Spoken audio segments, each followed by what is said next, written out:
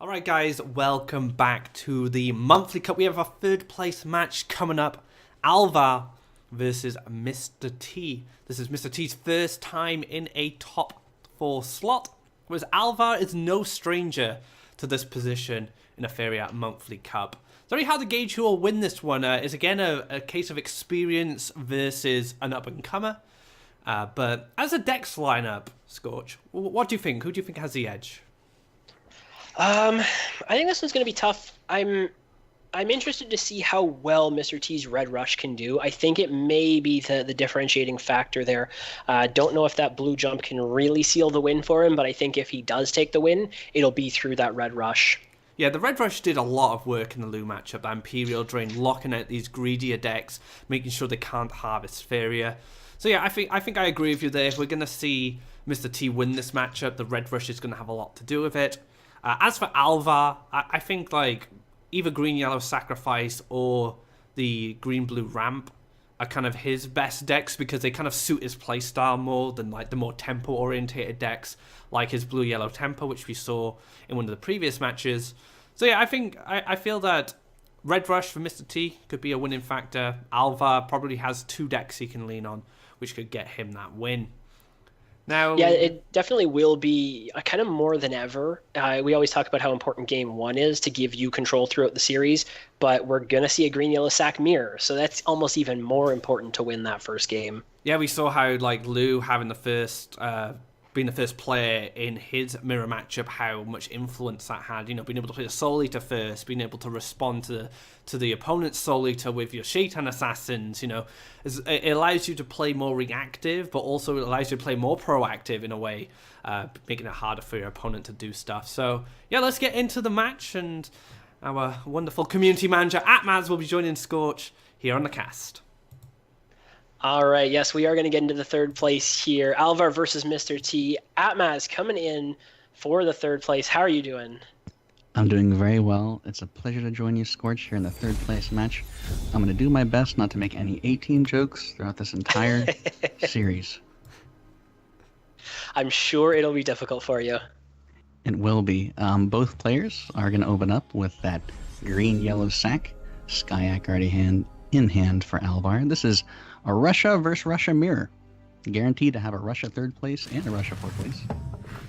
Yeah, really nice hand here from Alvar starting out. You have that Skyak, which you really want early, as well as the Demon Wrangler to sacrifice it and get that snowball started. Deepwood Stalker will also give him some reach across the board to pick off a very important target just when he needs to.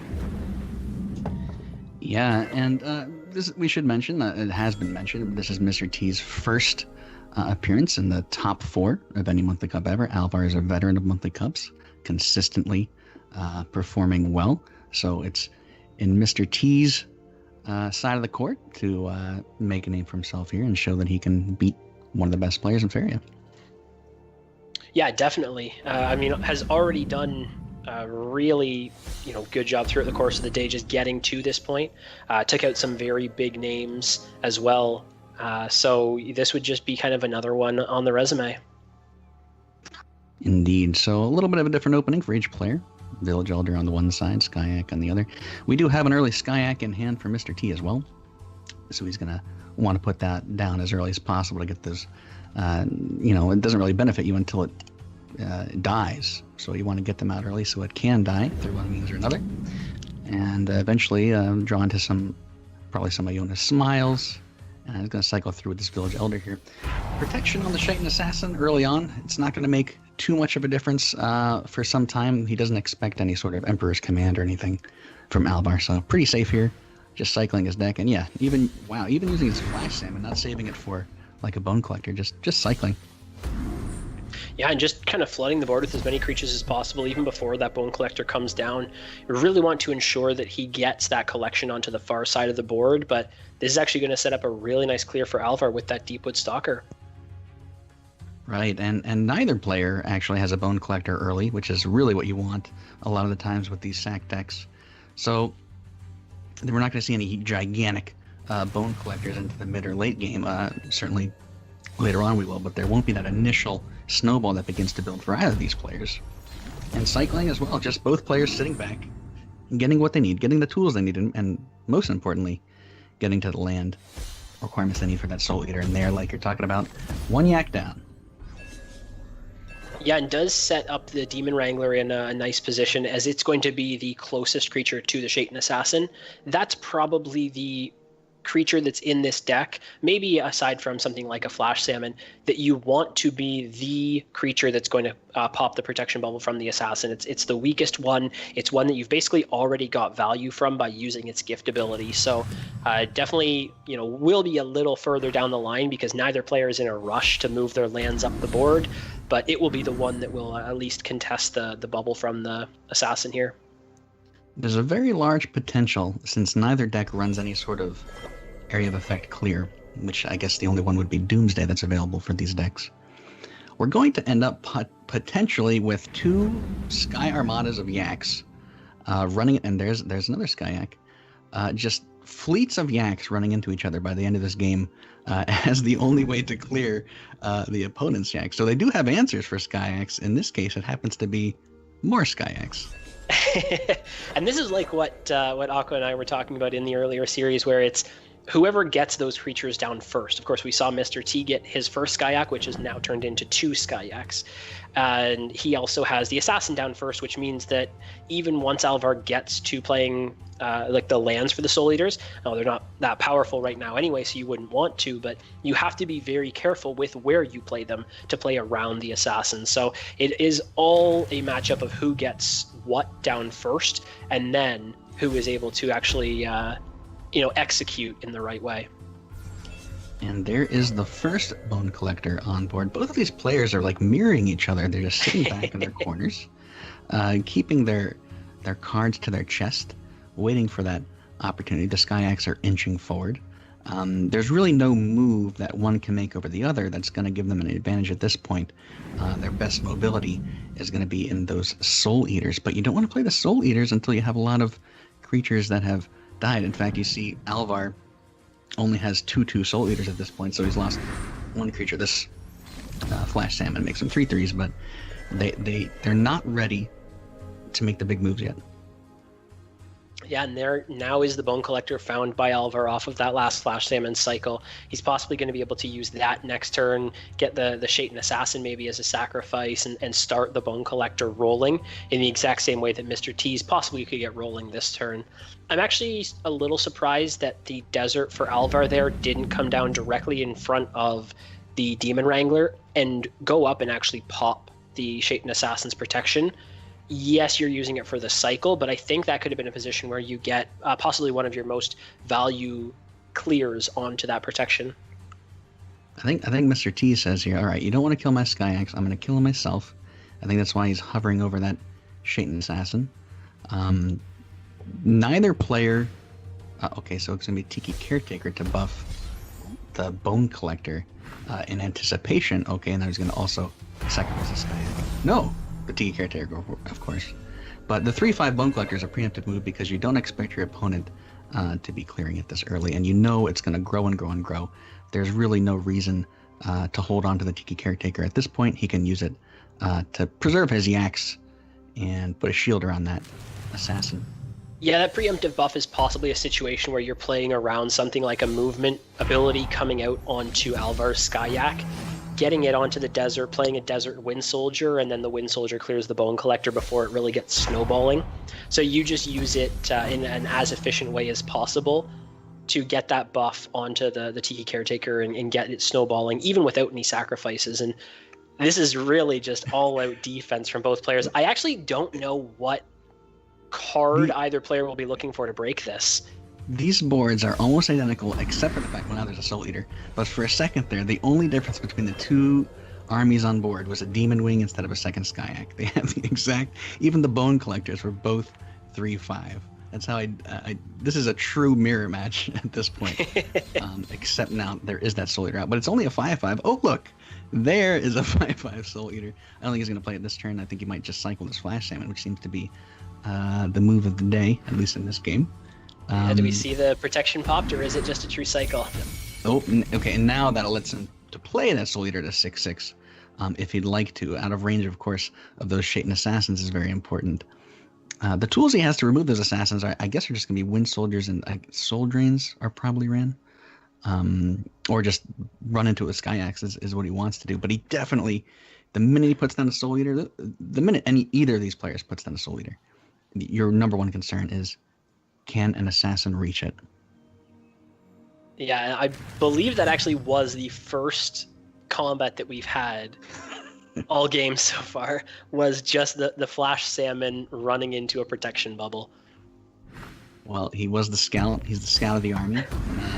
And look at this. They're like castling. This is like a chess game. They both castled. Their rook and their soul eater, and it's protected with a wall of pawns. In this case, a mix of Skyax and Shade Assassins. They're like two generals sussing each other up, figuring out where their opening is going to be. They don't even want their lands to touch. That's too scary. They don't want to have a land bridge.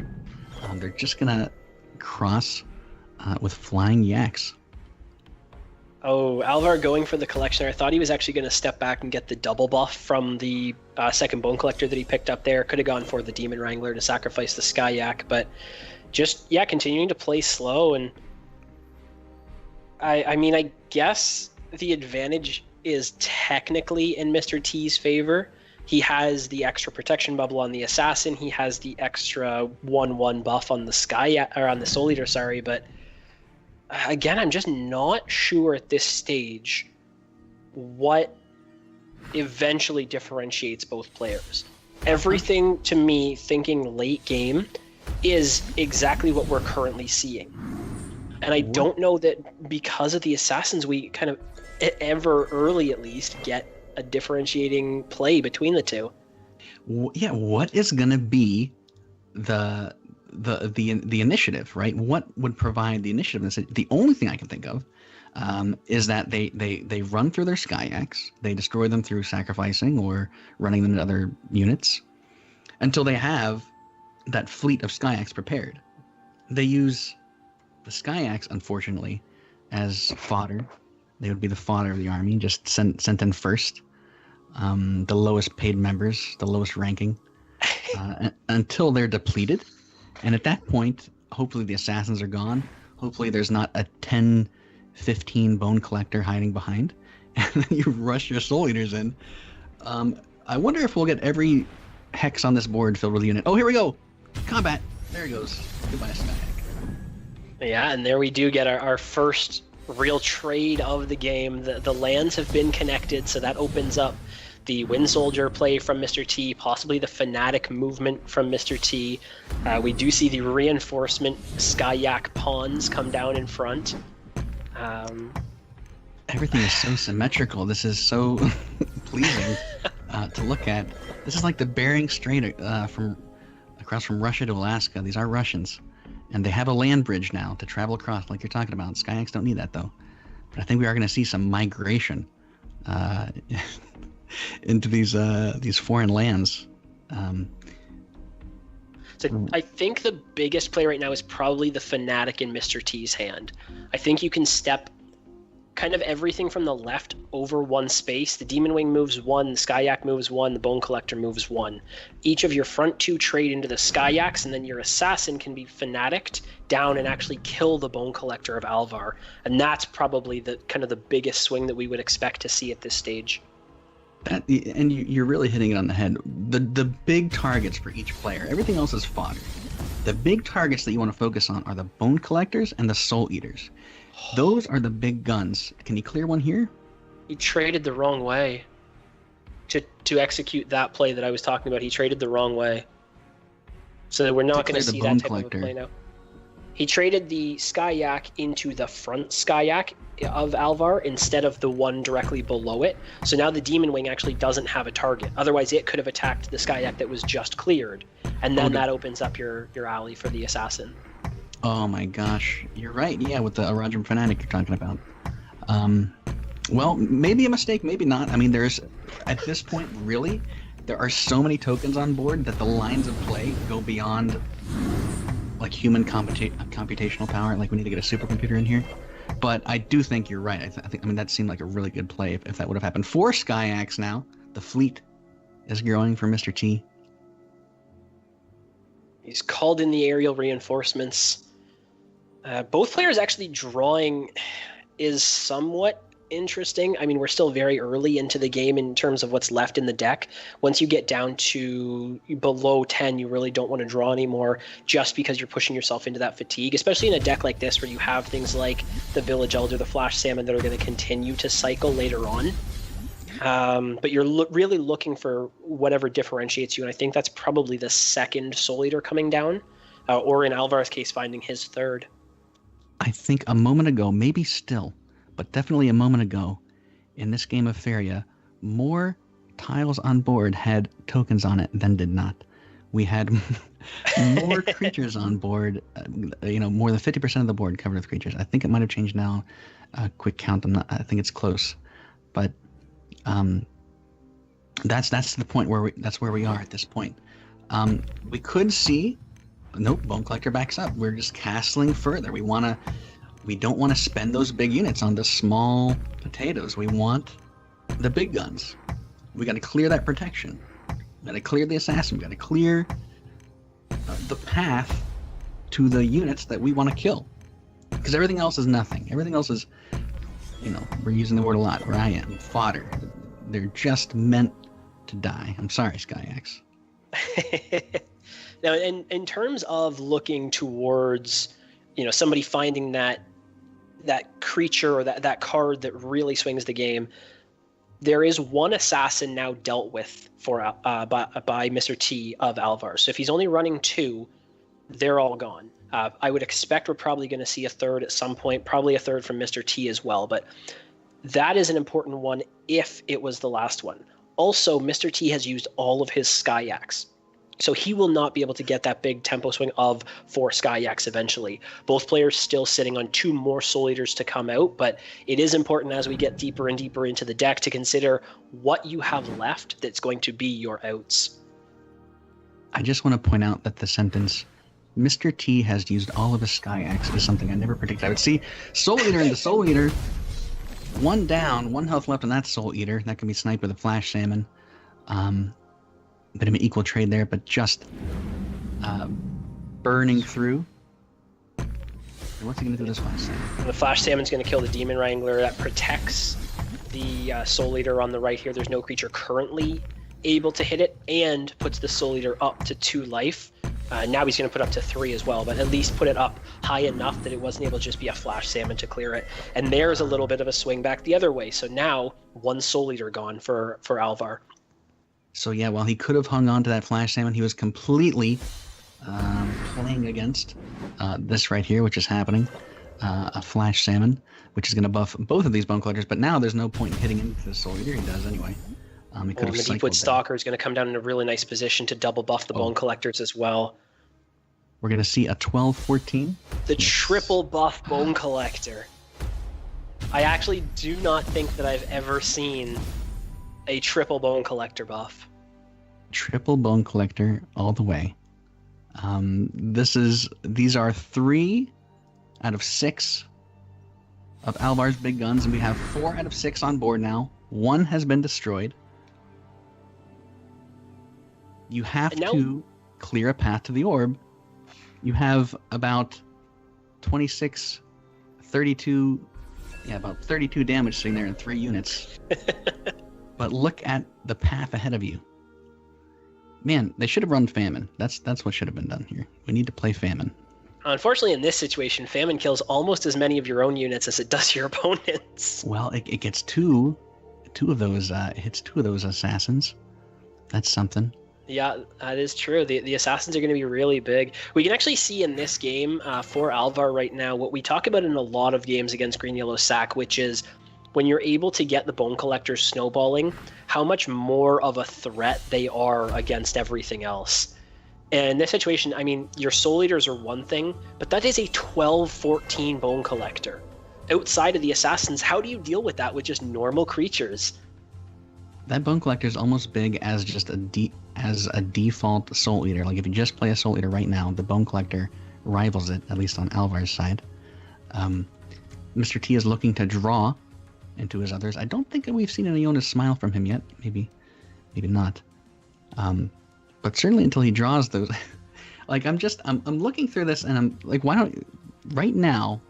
I'm trying to think of what his plan of attack is, or is he waiting to draw just the last Skyak? Because that's the only other thing he could really have that he doesn't have right now. Are they waiting for fatigue? Like that's the other scenario is, do you just wait for? Okay, well obviously Alvar is not any longer. He's moving forward with a 12-14. That's really. Another triple Bone Collector buff. And there actually is a Last Nightmare in here. That may be the card that separates the two players in this game. The Last Nightmare out of hand can easily deal with a Soul Eater. If you need it to, it could deal with one of these Shaitan Assassins. That, I think, could be the big tipping point of this game turning towards a win for Alvar. We're over 50% of the board again. One Eradium Fanatic has been played by Mr. T at least. If there were another to be drawn, an assassin could go forward and take care of one of those targets. That 13-15 juicy Bone Collector. I'm really surprised he moved it out there. That's the boldest move we've seen so far. Really putting one of his largest units out there to pasture. And we could certainly, let's see, well, does he go for it? He has 10 damage and 2 units. Now keep in mind, every time a unit is destroyed next to the Bone Collector, it grows. So it's really 8 damage.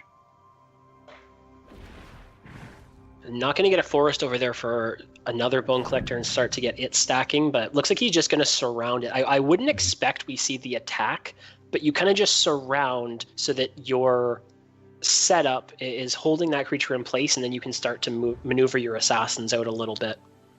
You have a literal wall of units. He's just repositioning slightly, shifting them around like one of those puzzles where there's one piece missing, and you have to solve it. Do we see a Wind Soldier move straight down and attack the Demon Wing? Well, there it is. 6, it goes to 7. You'd have to use both Wind Soldiers right now to clear this Bone Collector. You'd think if you were doing that, that's what you were committing to. He seems to be hesitating. And either just panicked at the last second, didn't go for it, or flat out ran out of time, but either way, the Bone Collector survives. I can't tell if that was a mistake, because 2 Wind Soldiers, that's really 4 damage. Could he not have done it? Because it heals each Wind Soldier, so instead of 6, it's 4 damage, and the Skyak dies as well. Yeah, the Skyak and the 2 Wind Soldiers would have been 9, and it would have needed 9 for the last hit. Exact, yeah, it would have been the exact amount. Yeah, I don't know if that was a mistake or not.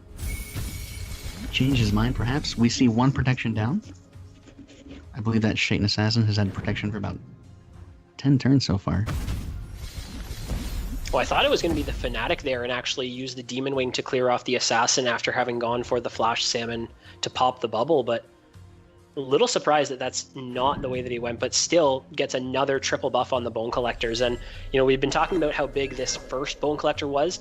The next one is already an 8-10. That's just as difficult for Mr. T to deal with. The second triple Bone Collector buff of the game for Alvar. Most players are lucky to see 1 in 10 games, but I think the odds are a lot higher when you have both players clutching their units to their chest like this in this standoff. Not a great hand for Mr. T. 15 Faeria, can't use much of it. You have these Wind Soldiers as your tools basically at this point. You could Tiki Caretaker a Wind Soldier to do some funny stuff. Yeah, Mr. T looking really unlucky here, down to 6 cards left in the deck, and 2 of those are Soul Eaters. I'm assuming we're going to see 3 Soul Eaters in the deck, but just not able to find them as early as Alvar was able to find his second and really attempt to swing the game off of those creatures. I feel like I'm watching, it definitely feels like the calm before the storm. But I'm wondering when the storm is going to come. I really think at this point, the winner wins by fatigue damage. So the winner has to hit the orb once. I think if you hit the orb once, you're going to win through fatigue damage. It's either that or a 2020 Soul Eater sneaks in, finds a way into the orb. Judging the pace of the game, I'm actually not sure which of those is more likely. 6 cards for both players. If you're looking, you can see how many cards are left in their deck. 6 for each player. So if you see a player stop drawing cards, they're actually thinking about that. Like if you see pinging for Faeria each turn or creating a land, they're purposely avoiding the draw card button with fatigue in mind. So I want to pay attention. I really haven't. I didn't watch closely, but I want. And there goes one of the assassins. I want to watch closely and see, are they drawing cards or are they pinging at this point? Have you noticed? Yeah, both players are still consistently drawing every single turn, and I think that's more of just not having something to play rather than, setting up for. Setting up for that long-term fatigue of having that as a consideration. If you don't have something to play, I don't know if you even ever consider that fatigue is a factor just because you want something else. Third assassin now picked up for Mr. T. Is that going to be kind of that next thing that he needs? And by the way, triple buffing now. That was the third buff. The third triple buff of those Bone Collectors, and they're moving up in formation like the Mighty V. A reverse Mighty V. So Alvar has actually set up what currently looks like lethal for next turn. He can go for the Last Nightmare coupled with the Fanatic and clear a path, and he should be able to get his Soul Eater. Triple. And there it is, the triple from Mr. T's side. I'm getting enjoyment from this. And look, they're both in the same formation too, flipped and reversed. This is the most symmetrical match I've seen in some time. I wonder if they're copying each other. It's like copying somebody on a test. Like, oh, he's doing that, they're doing that. He's got 3 Bone Collectors. I better have 3 Bone Collectors. So I think this is still lethal for Alvar. Okay, hold on. Okay, let me pay. Yeah. How is your lethal? So you'd have to move both of the Bone Collectors. So the 10-12 moves down, the 6-8 moves over and attacks the Shaitan Assassin. Last Nightmare, the 9-11 Bone Collector up in the top left.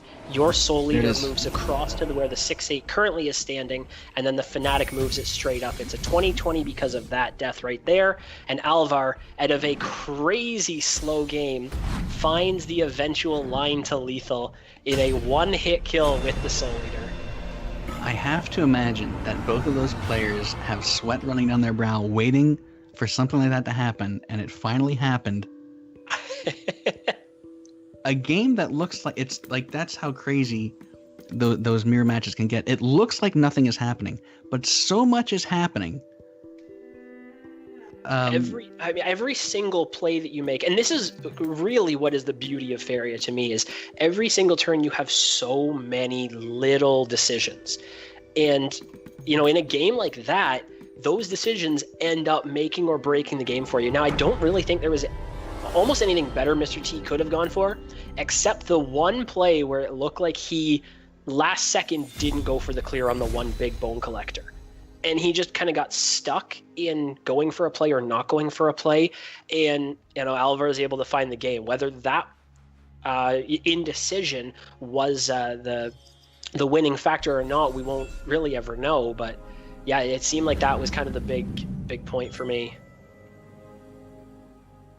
2 gigantic armies standing across an ocean from one another, and just in one swoop, 20 health is gone. After a long standoff. Sacrifice is gone from Mr. T's arsenal.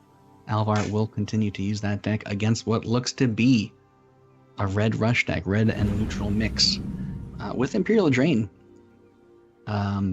which we saw him use in the other semifinals match, which was taking place on the Korean-Japanese streams. Yeah, well, again against Lou there, it was the exact same thing for Mr. T. Lost in that green-yellow sack mirror, and then brought this red rush out and won the next 2 games. So definitely is a deck that he is looking at targeting the green-yellow sack. I would expect that it's the deck that he would be looking at the most in this type of situation. So a really good start here with that Queensguard Imperial Drain. I don't know if he plays it now or if he's going to wait for next turn and have those Cypher's Wraths available to him because of the mountains as well. Well, Imperial Drain does come down. Queen's Guard would be great to sit next to that 2-1. A lot of range at this point. Iona Smile drawn early for Alvar. I've never seen this matchup. I've never seen Red Rush versus Sack. Actually, I've never seen a Red Rush deck specifically like Mr. T's with Queen's Guards in it. Is it more appropriate to call it a neutral Rush deck with red in it? It might be. We saw Queen's Guards, we saw Macemen, and we saw I think it was even a couple. I was going to say one, but I think it was a couple Daring Adventurers in the final game of the last series versus Lou. Of the last game for the Red Rush when Mr. T played it against Lou, but I'm honestly not sure which way you would call it, because there was Underground Brigands in it, there was Ground Shakers as well. Generally, when I think of like a neutral rush with red, it would be just the Axe Grinders, maybe Flame Bursts. So this is more of a combat rush than Gift of Steels for the Queen's Guards, clearly. Whatever you want to call it, he's using it. And with a second mountain here, Cypher's Wrath has opened up, and huge turn here for him. 10 Faeria to spend, and clears all but the 2/1 Demon Wrangler. Yeah, and goes for the Queen's Guard that he just drew.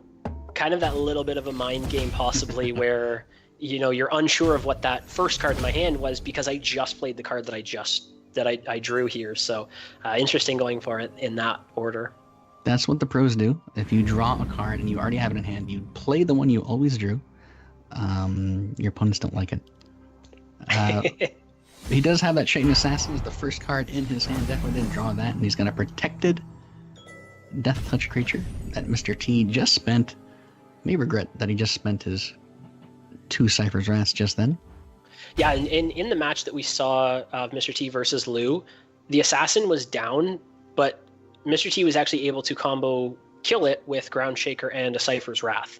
In this situation, he's just used Cypher's Wraths, so we're not going to see it pulled out in that way to clear it, but probably looking for a Ground Shaker as the follow-up. I like the switch sides here and get the Mace Man down. Could have gone for +1 Queen's Guard, but that would have put both of them within range of the Assassin, so you're trying to get as much damage into the orb as possible. So switches sides with the Mace Man here. As well, unless Alvar makes the lands in the right way, Mr. T may just land block him over the next turn. Really important land grab there, from Mr. T, to get that spot next to the orb, where he can harvest and attack each turn. That's something Yellow Rush loves to do. It's something every Rush deck loves to do, and he's done it. Gonna lose a lot of value here, though, from this Assassin. But yeah, you're right. That Maceman out of range. There is no Roger Fanatic in hand for Alvar or anything like that, so the mobility of it is limited if Mr. T wants to block it with something. But it looks like this Assassin is going to get a lot of value unless he draws some kind of removal, and he does not. Yeah, it's actually interesting that Alvar went for just the body block, because you're basically throwing this Skyak away for free. Mace Man is currently set up to just hit into the Skyak, and then it's a 4/1, which yes dies to the Assassin, but actually is a value clear into the Assassin. So unless we see something like the Flash Salmon come down, or a Wind Soldier possibly to keep your Assassin alive, this is possibly better for Mr. T, that the body block comes in a just throw a creature away fashion. You're right. You were certain to see the Maceman go into the orb, in which case the Assassin would clear it. So you're right. You basically just threw away a Skyak there for 4 health. Although now it's going to add up to more, because I imagine he continues to block with, say, the Village Elder. He basically traded 4 health for the cost of a Skyak, which is 3. Yeah, and the lands are developed really nice for Alvar as well. He's going to get another forest down. That means the Soul Eater, when it does come down, is going to be in a position... He actually could just Soul Eater right now. I'm kind of surprised by this, because I thought getting the Bone Collector and then Village Elder actually would have been a little better there, but... 7/7 for 5, not bad. Your opponent does run Gift of Steels, unfortunately, so he is able to clear here if he wants to. Now, here's what I wonder. He could be super risky here. Oh, he has 2 Gift of Steels now. He could go face for 10, and if he draws a Flame Burst, he wins. Yeah, I think you probably use one of the Gift of Steels and use the 4/1 Mace Man to clear the Soul Eater, Axe Grinder to the Orb, and then just play another Mace Man where yours is currently standing. You don't need to commit too much this turn because you have that Gift of Steel possible next turn, but Mr. T is just going for it in the opposite order. So he's going to keep it in a more protected position so this 4/1 possibly survives, instead of where the Axe Grinder would have been in the middle and the Assassin would have been within range of it. I would think if you ran Flame Burst, and I don't know if he does, I would think that you hit face there because you know your opponent doesn't hit heal, or doesn't have a heal, so you just hit the draw card button until you run into your Flame Burst and win the game. So by him making that play, it leads me to believe he doesn't run Flame Burst, and that seems odd to me. I'm very sure that we saw at least 2 in the earlier games, because there were some clears that Mr. T went for, at least in the red game versus lose red burn. I specifically remember that he did use at least 1, but I think 2. So yeah, that's definitely a position where Mr. T could have pushed as much damage, and like you're saying, you just wait till you draw Flame Burst. You're not under any pressure. But another now 8/8 Soul Eater coming down. Yeah, I don't believe he's playing any Flame Burst this game, but, out of 20 cards, 3 of them are Flame Burst, you imagine. You do the math. You're going to win. There's a high chance you draw it before your opponent's able to do 20 damage to you, and all you have to be that Soul Eater, if it survived. But anyways, Gift of Steel in hand for Mr. T. Clearly at this point you use it, and 2 damage is much easier to do than 3. You have a lot of things that do 2 damage in your deck. Grimguard, one of them, you have it in hand, can't play it this turn. You've used 2 Cypher's Wrath, another one would do it. So now there are a lot more outs for Mr. T to win, and Alvar has to win the game before that happens. And it doesn't look like it's very easy to do. He can clear the board. Flash Salmon helps. Flash Salmon actually... No, it doesn't make too much of a difference. He is going to clear the board still, but he's not able to get to the orb. Yeah, Flash Salmon does clear, but like you're saying, it's still giving so much time over.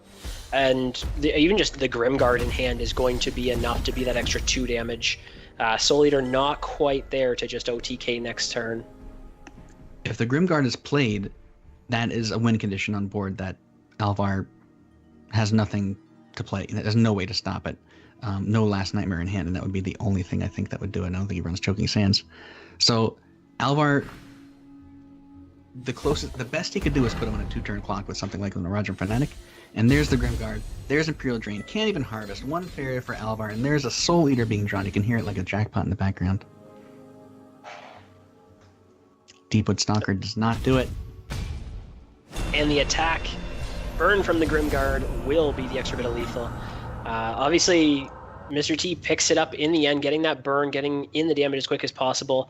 A couple different, lines that we saw there that, maybe weren't the best because Mr. T ended up picking up the win. Yeah, ended up winning. Committed Sudoku there at the end, did Alvar, throwing in the towel against this Red Rush deck, and now he has to choose from either a blue-yellow tempo deck or a blue-green ramp, I believe, deck. So against Red Rush, what would you prefer? That's really tough. So I think you probably go for the green-blue, especially if you were kind of if you've been watching the stream throughout the day, you saw Lou with his green-blue beat Mr. T's Red Rush. So I probably lean towards that, but that depends on what you're actually running in that deck. Then Alvar goes for the tempo instead. Something like the Outland Ranger can actually pick up some decent value in the early game if you're able to find the trades in the right way. And we did see Last Nightmares in Alvar's deck, which is interesting because that means there were less or 0 in his green-yellow sack deck, but that is gone. Both green-yellow decks are eliminated, and now we are left with blue-yellow, you could call it tempo, against Red Rush. Yeah, Mr. T not finding early creatures, but does have that Imperial Drain, so he'll at least delay Alvar's economy for now. I'm interested to see how quickly Alvar plays this, or if he's going to wait for more of his bigger creatures, something like a tow ship, before he gets really aggressive, or even just getting into like a double collection spot. Obviously right now there's no point to that because of the drain, but Preemptive Campfire there, on the Outland Ranger. There is no colored land for Mr. T at this point, so really was in no danger from taking 2 damage that turn. But he must be so confident that Campfire is being played on this Outland Ranger that there's no reason not to do it, and he's probably right. All neutrals still for Mr. T. Maceman can come down, and it looks like that Campfire has paid off. No, doesn't play it, because why just trade it into the... Yeah, so that's exactly, you don't play the Maceman because the Outland Ranger trades right into it there. You want to ensure that you get the right positions. The tow ship's going to come down. I was going to say, and should not go for the dash, because otherwise you give up the interior axe grinder position, and you're still okay, enough with giving up the exterior position. But Mr. T just going to switch sides. Has the Flame Burst in hand to clear off the Outland Ranger when it's time. Cannot play anything but a 4-3 or 4-4 at this point, both of which, if you don't want your... I guess you could trade it. You could take the Axe Grinder than the Outland Ranger. That's a fine trade. That's 4 Faeria for 3. So value-wise, that's okay. Player Maceman after that, and I think that's exactly what he's going to do. Flash Wind and Shifting Tide make this really bad, though. Yeah, it just depends on how Alvar wants to go for it. Looks like the Shifting Tide should line up really nicely. It just depends actually if you think that that's then a bait from your opponent to go for like a Ground Shaker as the follow-up. So do you want to just trade off your Outland Ranger and keep your tow ship healthy, or do you want to go for the more value play that possibly plays into a riskier clear? This makes sense that you would take this gamble. I mean, you have to always assume basically that blue-yellow is going to have some kind of movement trick. He has a choice of what he would like to do here, one or the other. But even if it does happen and you get a 5-1 on your opponent's side, I assume, or I hope Mr. T runs things like Ground Shakers, which would make a trade like that fine. None in hand, certainly. But other than that, you've got Cypher's Wrath as a small ping as well. So not the end of the world if this happens, and it's going to happen. It looks like it's going to happen via Flash Wind. Is it Flash Wind, or is it Shifting Tide? Or is it neither? Does he just trade the Outland Ranger? So gonna just play the second Outland Ranger. He's just gonna trade then. No, is going for the Flash Wind in the end. Yeah, I mean, it makes sense if you have the ability to do that you just do it. If a Ground Shaker happens, it's not the end of the world. And there, 2/3 health creatures now, only in Flame Burst range. No Cypher's Wrath possible, except on his 5-1, but it's not even in hand. Alvar's in a great spot right now against Red Rush. Yeah, this is looking really difficult for Mr. T. I guess you could go for the double Flame Burst actually onto the Outland Ranger and the tow ship, and then your Maceman is uncontested on the right side, but that seems like a lot of investment where you could clear this much more efficiently with the rest of your cards in your deck. Because he happens to not have a way to finish removing that 5-1 off the board, anything he does, any creature he drops is just a terrible loss in value at this point.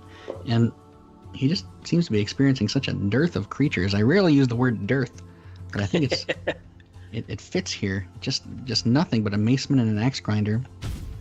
And there's a Flame Burst number 1, and that just prevents some harvesting. And that's smart. Yeah, both of these creatures for Alvar right now kind of in no man's land, where they're set up directly in front of the orb, not able to collect this turn, without any type of like a movement trick or something like that. But just going for that single Flame Burst, I think you still have time to wait as Mr. T. And it's difficult to say because as a rush player, you want to be as aggressive as possible. But in this type of a situation, I think you have to wait for your more efficient plays rather than forcing something that doesn't get you as much value right now. 8 Faeria from Mr. T. He's just not been able to put his cards on the field. Alvar is sitting back harvesting. Imperial Drain was used up long ago. Windstorm Colossus in hand. You can save onto that very happily. There's now a Soul Drain to remove any sort of... actually, I don't think Soul Drain is going to remove anything Mr. T is going to play.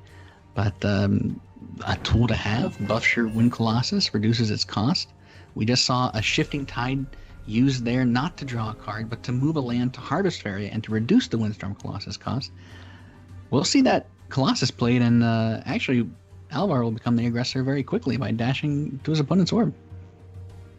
Yeah, but now a Grimguard picked up for Mr. T, so this is where he could swing that aggression back. You could go for something like Flame Burst the Outland Ranger, Grimguard, and Gift of Steel the Grimguard. Depends on how aggressive you want to be, depends if you think your opponent's running Last Nightmares. Frogify's a turn away. That tow ship now has moved a space away, so this is a situation where you can now start to get a little more aggressive.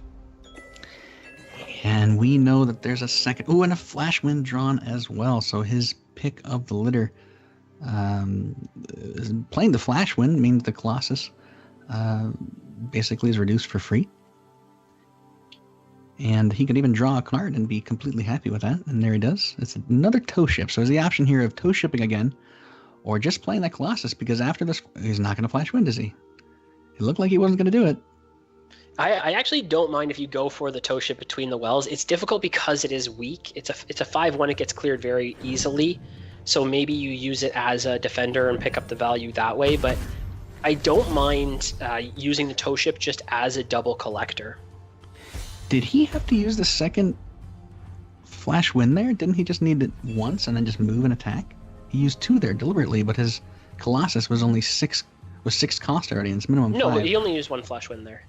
There was only 1 Flash Wind used. It was just the tow ship dashes, picks up the land as well. I saw it pop up twice. I was like, wait, did he use 2 Flash Winds? You're right, yeah. Just the 1. And there it is, the aggressive Colossus, blocked by a structure that destroys itself. And actually, because that structure is played, Mr. T is winning the race here. Yeah, will we see the shifting tide from Alvar to move the drain out of the way? I think you have to, or you lose the race, yeah. It's also 1 Faeria off reinforcing with another creature, which would be absolutely perfect if you could get the tow ship down as well as attack this turn. Can you win the race if you... I don't know if you can win the race if you clear the drain this turn and just play the tow ship aggressively. Yeah, so you assume here that both players have 7 damage attacking each other's orb. We know that Mr. T has a Gift of Steel in hand. So we know for certain that if Mr. T does not, or I'm sorry, if Alvar does not hit the orb this turn and does not clear the Grimguard, Alvar will certainly, I'm sorry, I keep mixing up names. Mr. T will certainly outpace the damage here with the buff Grimguard. Okay, so he does hit the face, and that's 13. But we have 8 plus 2 coming 10. That's a 2-turn clock. Yeah, I thought that was going to be the lake there just to get the Mystic Beast down, and then you still shifting away, but then you weren't able to hit the orb, so... I think, yeah, just because of that second Gift of Steel, doesn't even go for the Gift of Steel, that means we either see the Grimguard or the Daring Adventurer come down with the +1 off the power wheel. I'm just as surprised by that, because the Gift of Steel was a 2-turn lethal. But Grimguard as well maintains lethal. I mean, he still has the Gift of Steel in hand. Each Grimguard, each time it gets hit, does 2 damage. So that's 4 on the ability alone. That takes you down to 9. And then you've, of course, got the actual damage as well, which is 7. So the Gift of Steel is more than enough by 1, assuming all of that happens. Last Nightmare is drawn, but can't be played. Soul Drain will have to be used if he wants to preserve his life here in this game. And that means this is the final turn of the game. 15 health for Alvar. 5, 7, 10. It's 1 off, isn't it? With the 2. It's 7 plus 4, 11 plus 3, 14. He's missing 1. He needs to draw. Draw for lethal. It is a Gift of Steel, and that is not enough because he can't play it. The Soul Drain out of hand saves Alvar, and today's Monthly Cup in these type of burn decks has been a game of inches. We have seen incredibly close games in situations where players are that one-off lethal. Unbelievable play there again. Alvar able to swing the board with that Colossus with the dash, but able to save himself by 1 with the Soul Drain. You can't get closer than that. You literally cannot. It's 1 health left for the opponent. 1 turn off. And yeah, we saw the rusher become the rushee.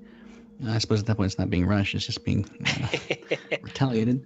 But, all right, so we have 1 deck left for Mr. T. He's going to have to go all the way, win 2 matches with it if he wants to take this series. Winner of this match, of course, this 3rd place match in the Monthly Cup, $500. Fourth place gets 100, so neither of these players walking away empty-handed. Blue jump is what I have down for Mr. T's third deck. Is that correct? Yeah, Mr. T, third deck here, his final deck, his savior deck here in the third place match will be the blue jump. Will he be able to take out this tempo deck from Alvar? I'm actually wondering if this is the blue-yellow double Colossus that we've seen kind of pick up some popularity on the hub this week, but I haven't seen any of the wave crashes yet, so I'm thinking that it's more of a yellow tempo that has these blue cards in it. Both Kalim and Manta Rider in this deck as well. You don't see that, or at least I don't see that very often. Usually you see one or the other. Yeah, Kalin has been a card that's kind of fallen to the wayside because of the nerf a little while back to put him to 3 deserts, as well as the introduction of Manta Rider. A lot of people just go, well, I'll run Manta Rider. It's a little easier to clear because it only has 3 life instead of Kalim, which is that 3/6, a little more durable stat line. But you have the added benefit from the Manta Rider of the creature left behind in the 2/2 Manta, and that extra durability of that extra creature has kind of taken the place of Kalim's real presence in these type of decks. Emperor's Command in Mr. T's deck. That is a relevant card in a lot of matchups, specifically Sack, but that has come and gone. Mystic Beast in both decks, which is kind of funny. But we do have the double harvesting going on for both players. And we're going to see Alvar work up to his Colossi. And, oh, look at that. No more double collecting for you, says Mr. Wow. T. Usually Mirror Phantasm used onto these Battletoads, really good swing early in the game to clear whatever creature your opponent plays. But in this type of situation, it's deny the double collection from the Manta Rider, deny that extra mobility. And even though it actually gives it a little more health in being a 5/5 instead of a 5/3, you remove that charge, you remove the creature left behind in the 2/2 Manta. So very interesting to see Mr. T go for that kind of a play rather than save the Mirror Phantasm for his Battletoads. It does mean it's super relevant if Alvar runs Wave Crash Colossus, which you said we don't know for sure if he does or not. But preventing a harvest like that is really relevant if there are Wave Crashes in deck. Really, the first time I have to say I've ever seen a Mirror Phantasm used on a Manta Rider just off the bat like that, just to prevent the harvest, but I love it. And there's the Mystic Beast down, first one of the game for Mr. T. And Alvar's probably going to want to get one down himself next turn. But to do so, that means he would have to stop his Kalim from harvesting, so that's kind of awkward. Unless he uses a Flash Wind, which Battletoads make less of a great idea. Yeah, I'm not sure why Mr. T went for the lake position that he did there. He replaced one of his prairies with a lake for the Mystic Beast, but he could have put the lake directly below. And we know Mr. T is running Wave Crash Colossus, and that is the lake spot that you want for your Colossus, rather than this position on the well, which is kind of your jump spot. I think that could have been a land where you extend down that extra little bit. Of course, in this type of situation, maybe it doesn't matter, but I think it will later on for the Colossus. Does use that Flash Wind to make room for the Mystic Beast. One of the Frog Boys is down. Mr. T with his 3 Frog Brothers, covering his entire land with everything he possibly can.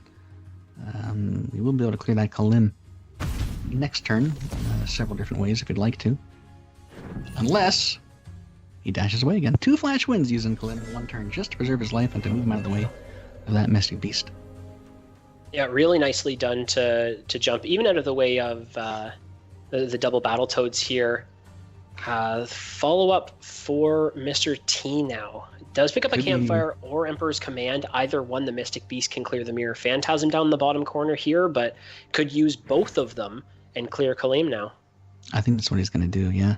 Emperor's Command gets a lot of mileage when you use it to destroy something and have your creature survive, which I think could very well be the case here. Certainly seems like a lot of value. There he goes. Poor Kalim. He did his job, though. He did very well. Did some harvesting. Killed a frog. Now he's dead. 2 Frog Boys left. One of the Frog Boys is stronger than the other Frog Boy.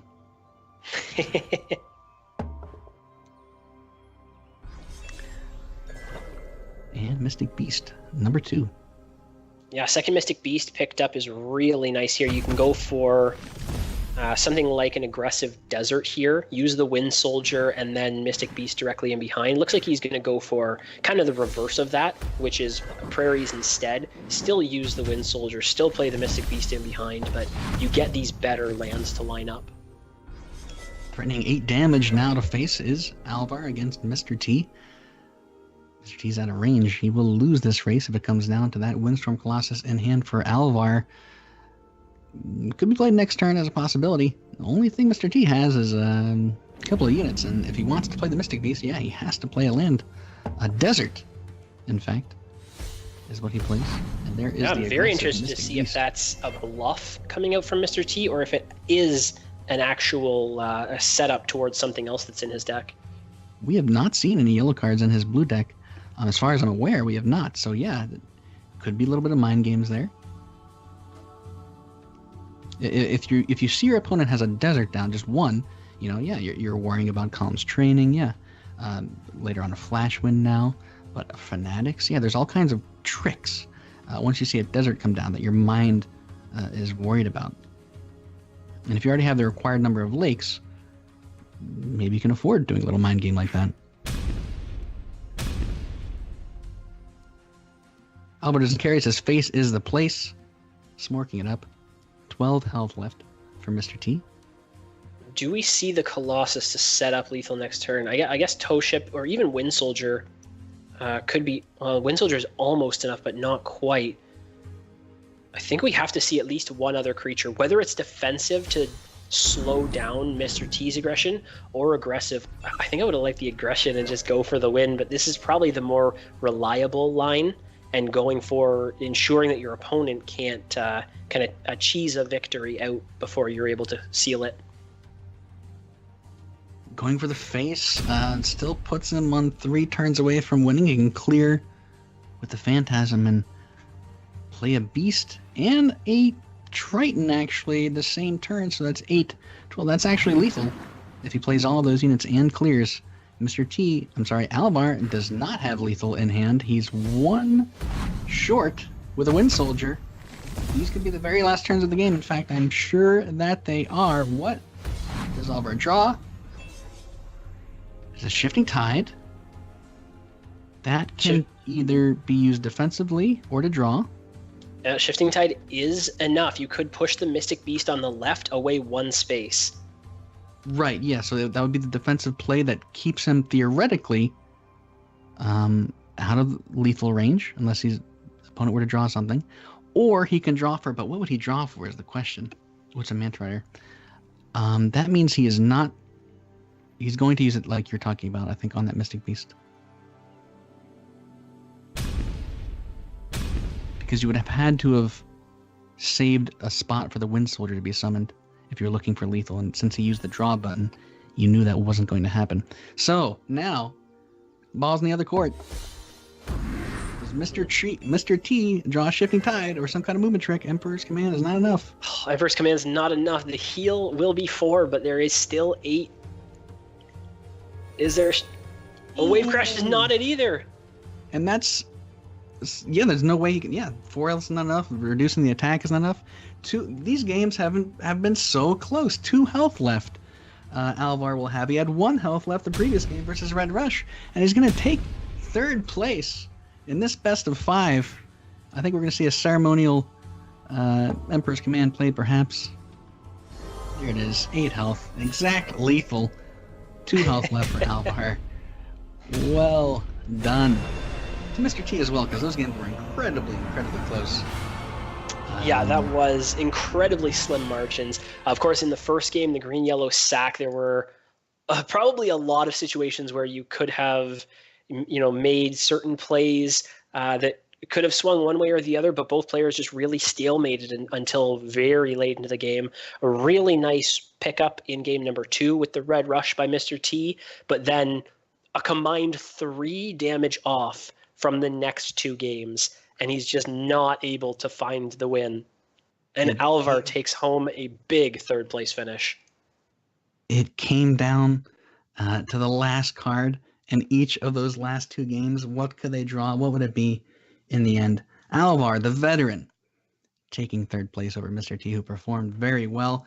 That was a great series. All three of those matches are memorable to me.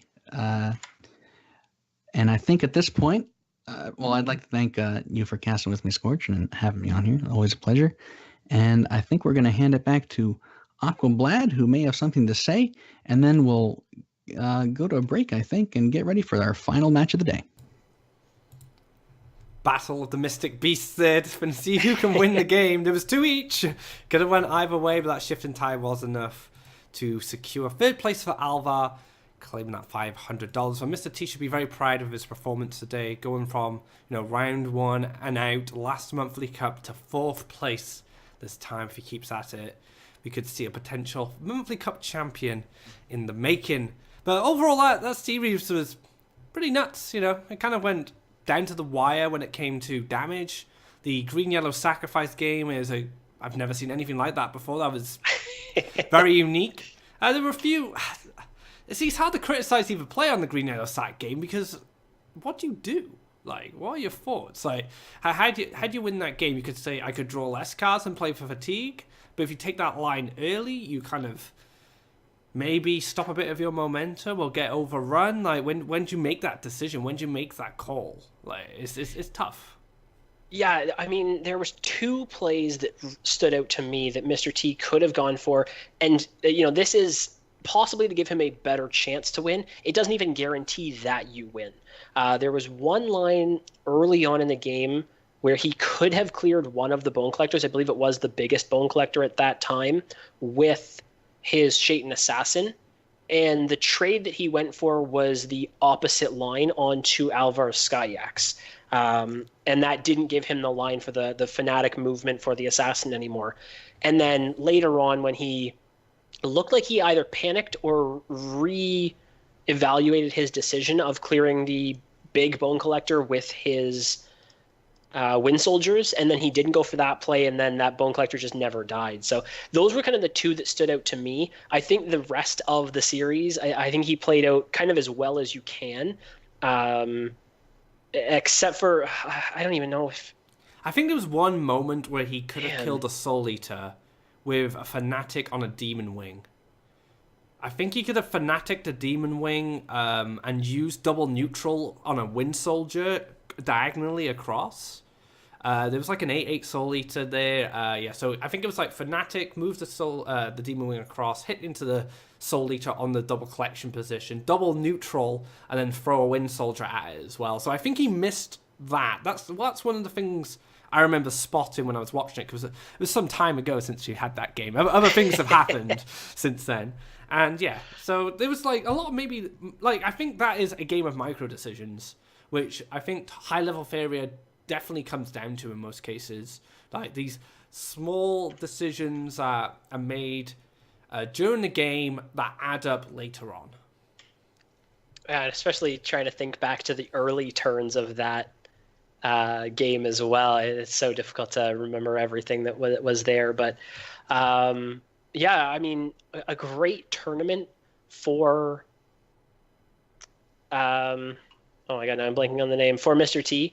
I'm sure he will be disappointed in the end to not win the final match, but just to make it all the way to end up in 4th place is a huge accomplishment. Yeah, congratulations, Mr. T. You did exceptionally well today. Should be very proud of your achievements. Congratulations to Alvar as well. Once again, another top 4 finish, becoming the regular in our top 4s on the monthly cup. But we'll go into a break, guys, and we'll prepare the grand finals. Lu 90, the chosen one, the prophecy, the last monthly cup. Is it the prophecy that Lu 90 becomes a monthly cup champion, or will Masaka from Japan claim the first title for his country? Stay tuned.